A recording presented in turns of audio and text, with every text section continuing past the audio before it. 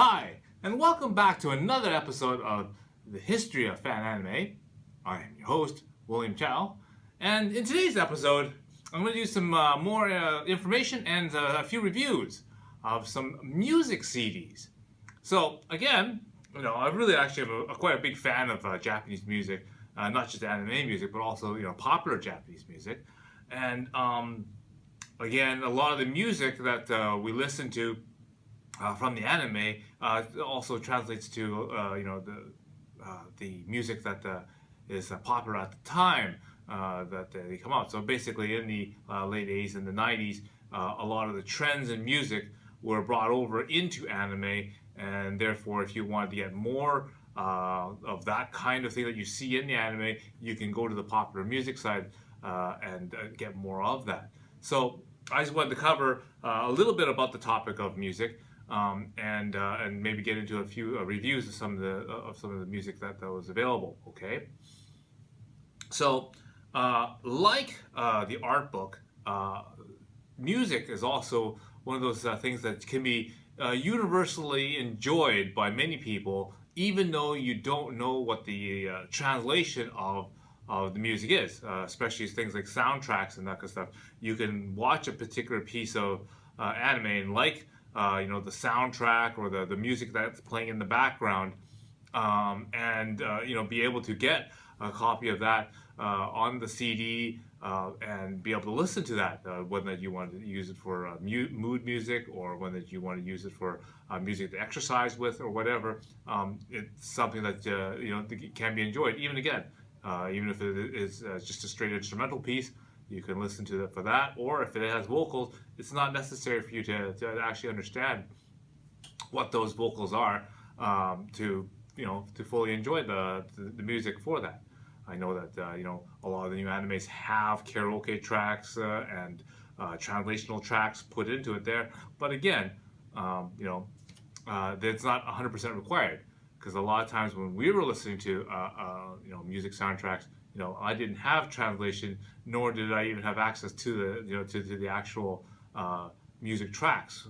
Again, we had to order the CDs for them to come in to be able to listen to that. So again, logistically speaking, the CD is very much the same as a video cassette. Without the speed of the internet the way it is that we have now, you actually had to physically get a CD sent in from Japan, because again, the internet wasn't fast enough for you to get or download the MP3 off of the internet into your computer. It just take way too long. And even at this time, sharing services like Napster and Emule and things like that, again, very few seeds. The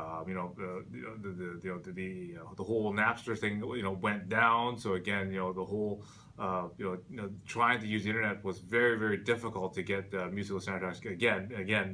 Also you also had to find people that had to share it, which was also very difficult because the anime was still in its beginning stages, and it hasn't gained that kind of popularity yet. So again, even being a smaller file than the video file, music was still hard to get hands and to listen to, but it was still possible to order the CD. They had very like a book, they all have code numbers on them, which allowed things like bookstores and that kind of stuff to directly order these CDs in for you.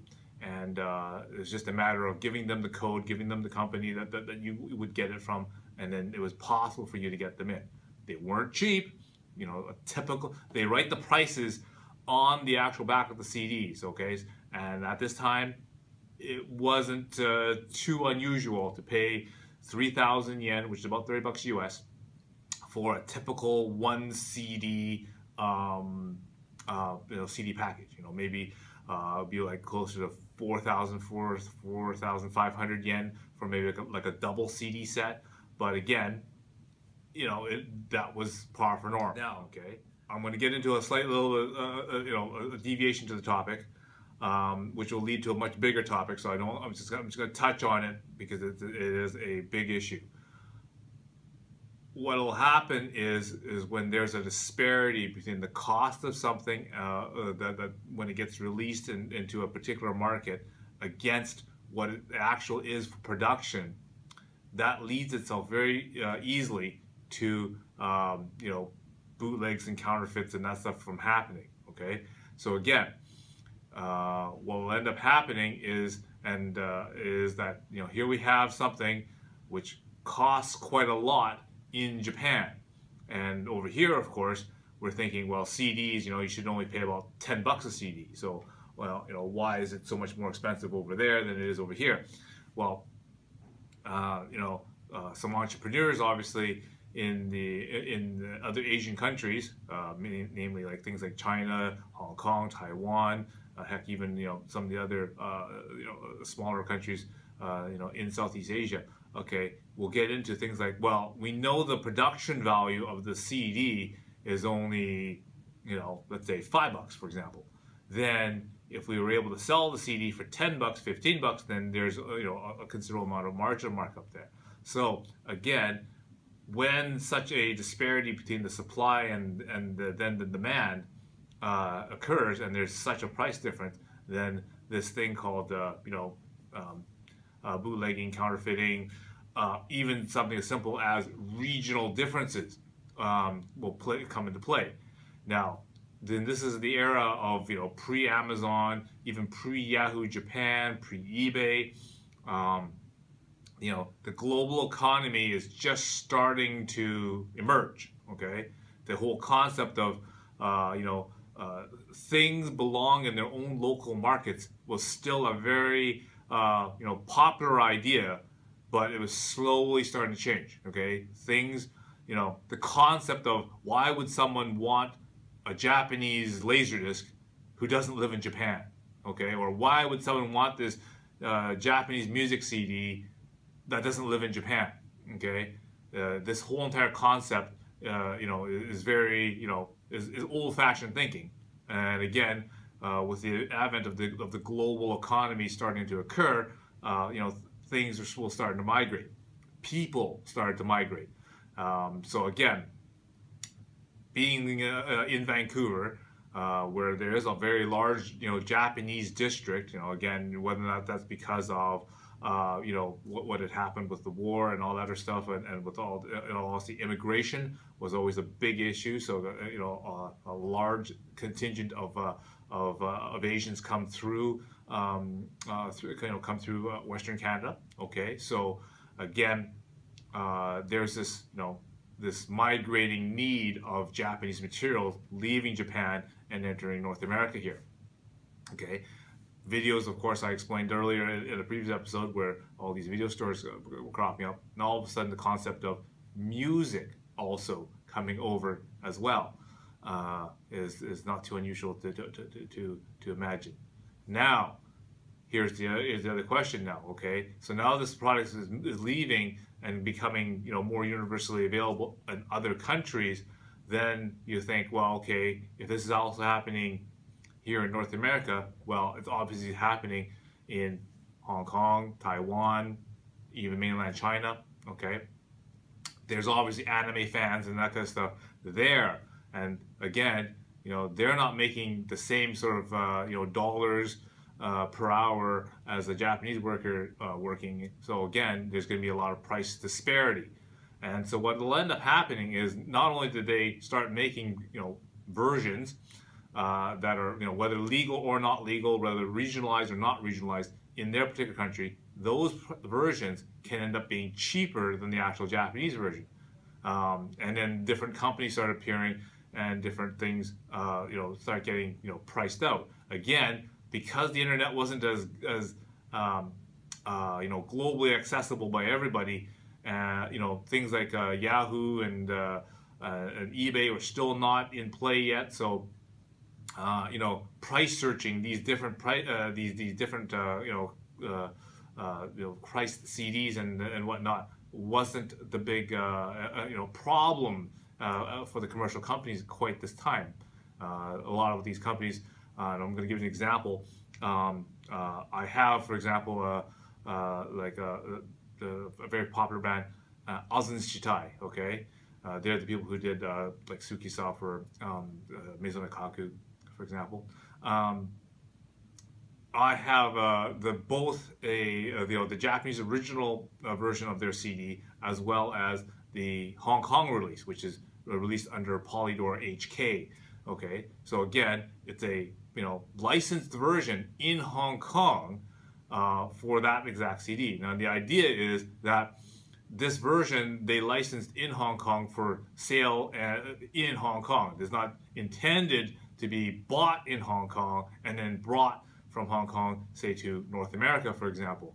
Okay, but again, because there's so many, again, with the whole issue of the Chinese takeover of Hong Kong, a lot of people from Hong Kong found residency and that kind of stuff in Vancouver. Okay, that was again a very popular point. So a lot of materials and that stuff from Hong Kong, the entire kind of economy and environment of the Hong Kong industry, all kind of migrated as well to North America, which included this concept of, well, why am I paying 3,000 yen for this Anzichitai CD when I can buy the Hong Kong Polydor version, so it's a licensed Hong Kong version, okay, for only like $5 or $10, okay, and it's the same CD, same tracks. Sure, there's the little excerpt at the very bottom has the yen price written out, and it says Hong Kong Polydor on it instead, and the price is of course priced for sale to people that are in Hong Kong. So again, it's it's what they call regionally priced, okay, and again they're both legit. They just it's priced differently, and again, and with this new sort of global economy, people could then theoretically search for which version is the most economical for them, and then buy that particular version. Okay. Another example I'll give you was when I went to China in 2004. Again, they the Chinese government was trying to clamp down on this shall we say music industry, trying to help them out type of thing. And they're trying to crack down on these these bootlegs and whatnot. So they got these official copies that they're licensing, and they're available for sale in like large chain stores like Walmart and Carrefour and things like that. Large bookstores like the Northern Bookstore, and they would also license copies of very popular artists. Okay, so I was able to get things like Yumi Hamazaki. There's a very popular band called S.H.E. They do a lot of cover songs from an Avex singer named Sweetbox. Okay, and so again, you could search out and try to find the 3,000 yen version of, let's say, the Yumi Hamazaki song or CD from Japan, or you can buy the 20 RMB. Or 20 yuan version in China, okay, a version of the exact same CD. Now 20 yuan translates at let's say 6 to 1. It was about $3, okay.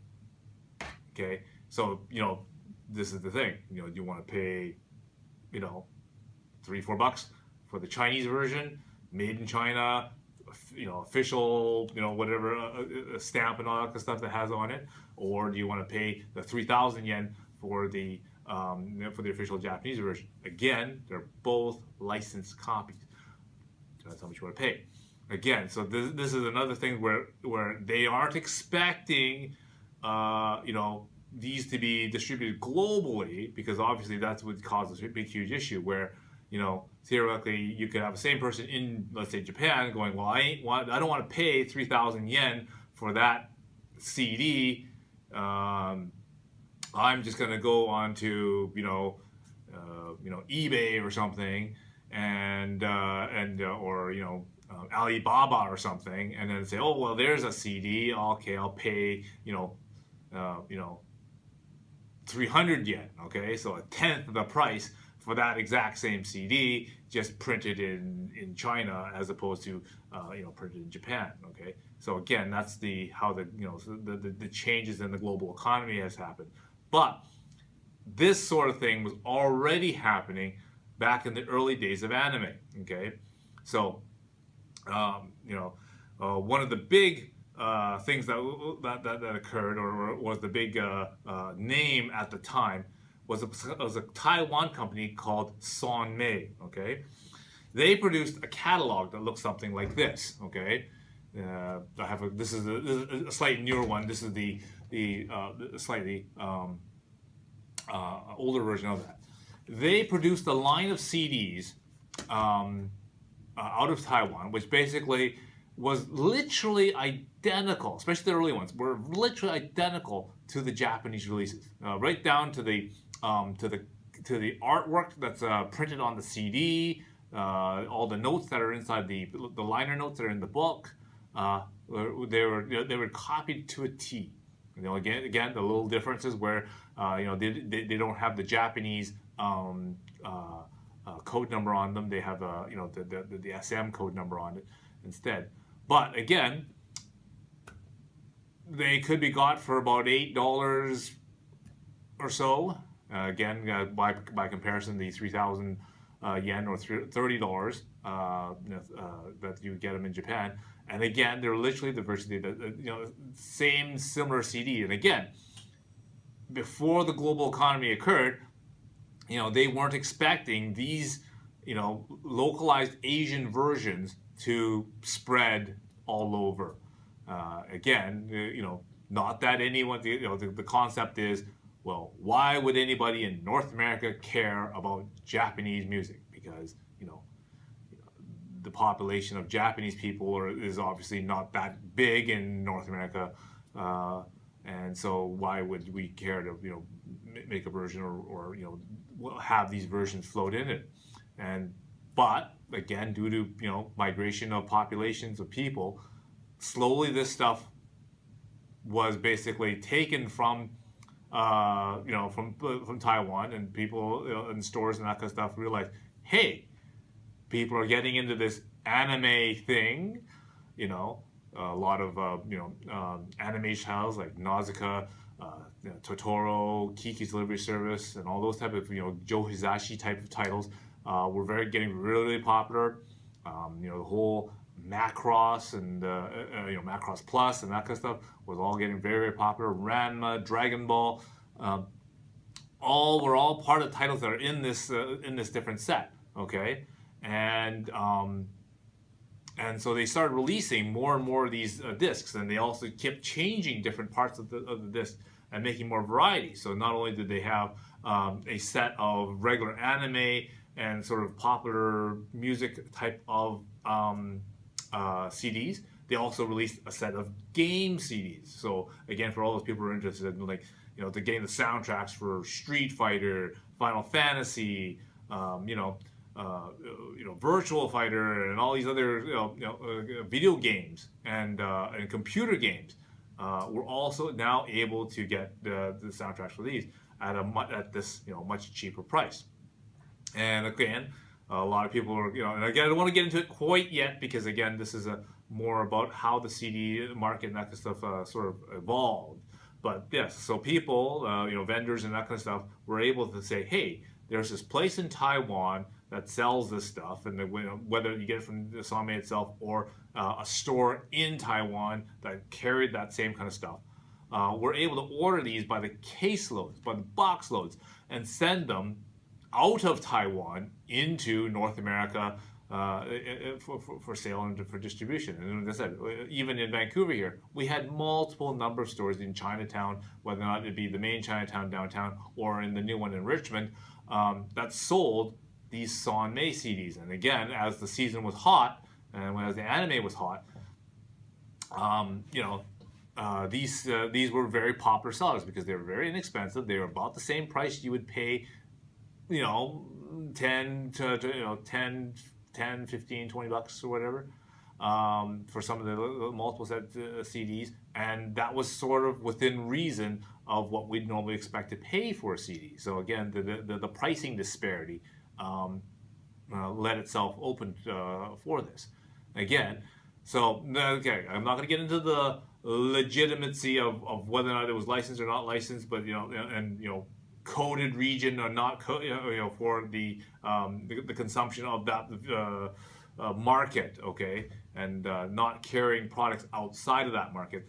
Again, I'm not going to get into that in this particular episode, but again, we'll address it and maybe in a future episode. So again, want to hit subscribe because this is getting to be a long topic if I have to get into that. So I don't want to get too far in that, but I just want to touch on that topic for about the CDs. So I'm just going to get into a little bit about what this SM CD set, because I find it is a very not only a very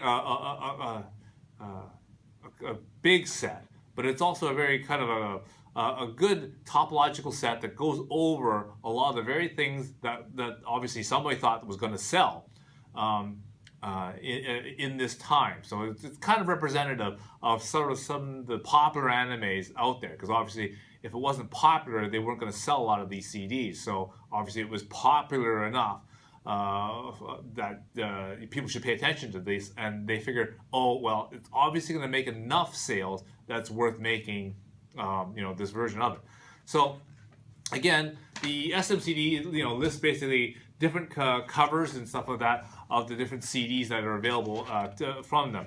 There's approximately 400 different CDs in the first set of the SMCD set. Okay, and again, one of the things I did is I actually bought the entire set, and not all of it is SM. A lot of it I actually bought as the Japanese version. So I paid the 3,000 yen version to buy the Japanese copy of them for ones that I really would want to have. Sure, there's a couple other ones where kind of like I didn't really like.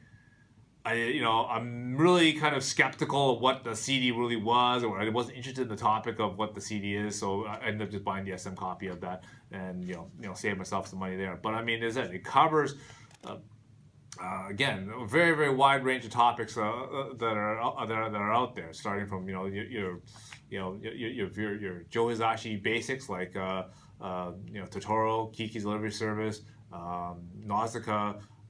Then it goes on to everything from even popular titles that we did, Orange Road, Amazing Akaku, Ranma, Record of Lotus Wars. I see Tenchi Muyo, Dragon Ball. There's also some of the obscure ones because they did some mangas and that kind of stuff. So they did like You and Me, Yuki-chan in Wonderland, Gunbusters. Captain Tyler, Macross, of course, Megazone 23. They produced a second set, okay? So after the first 400, they started a second series set called the GA series, okay? It's a newer version of the SM set. Again, it contains a lot of, the second wave, if you will, of titles. So things in this set, Gundam Wing, I see lots of Sailor Moon, Legend of Galactic Heroes, really popular. More releases of, later titles, Rurouni Kenshin, that's Samurai X for a lot of you, and they produced a pretty large set of that to replace the older SM titles that they are now out of print, or they're not printing anymore of. Okay, they also produced what they refer to as a game set. Okay, so in this set here, they released a lot of these video games, or the games that you play on the consoles, or PC games. Okay, a lot of those type of games they now have CD for. So, for example, if you like, let's say, Final Fantasy, you can get those ones. And a lot of RPGs, Mystic Quest, Street Fighter, again, things like Dragon Ball, of course, Dracula, Samurai Showdown, Tekken, Mega Man, a lot of popular games, and again a lot of Square Enix type of games. Even some of the newer ones, of course, Magical Knights Rarest, I see. A lot of Sega games and that kind of stuff, like collections and that kind of stuff. Later on, they got into more of the romance and sim games. Tokimeki Memorial, for example, comes to I see here. And even on the, I'll just make a quick mention of it, but even at the very, very end of this book, they didn't have very much of it. But this is the S.B part of the series, which is all voice seiyuu stuff. So basically, a lot of the anime singers and that kind of stuff, they make their own, or voice actresses, they make their own CDs. Megumi Hashibara is one of the more popular ones. They also have a small section of them available for them too. So again, I'll do the reviews of the set of that, because actually when I was doing the store, I actually went through and actually did reviews for, I mean, almost the first 200 CDs in that set, where I actually listened through and actually did a review for each one of those. And maybe what I'll do is in future episodes, I'll quickly go over a bunch of CDs and make recommendations of what you can expect to hear from these different CDs and different music types. Because again, maybe like anime, a lot of people have the big question, well, can you tell me an anime, or can you tell me something I could watch as an anime? Okay, well, same thing with music. Maybe I can give you a suggestion of something that would meet your musical taste, and maybe say like, hey, you should check out maybe the soundtrack for Gundam, for example. If you like the modern Gundam soundtracks, maybe you should check out some of the classical ones, because a lot of similar things are in them. So, for example, if you like Gundam Seed, because they have that sort of electric violin type of sound to it, then you might want to check out the opening theme song for Double Zeta Gundam, because that also starts off with a nice soft violin type of sound. So again, it's something that might interest you. So again, hit subscribe, and then you can get notifications when I get episodes where I start reviewing CDs. Okay. Now, one of the ways that you can participate with this videocast is I like wearing ball caps, and today I'm wearing the Toronto Blue Jays. The player that I'm going to give a shout out to today is Roy Halliday. Okay, he goes by the nickname The Doc. Okay, so I'm thinking, lots of good titles, have the word doctor in it, okay, or it's got a primary character with the doc in it. So I thought, well, which one should I pick? Okay, so I don't want to go too weird on the, on the weird side. So I would go like Nakamura Hospital, but or private nurses or something like that. Don't Google that, by the way, at work, okay? So I'll go something a little bit softer, okay? And I'll go with Ogenki Clinic, okay? Yes, the escapades of Dr. Sawara Ogenki, okay? That's why they call it Ogenki Clinic. So yeah, kind of a fun sort of poke at some interesting ways on how to cure people, shall we say, all right? So, if you're looking for a little bit of comedy, a little bit of, on that edge between the R and the X, okay, go for this. Ogenki Clinic, all right? And so, until next time, see you.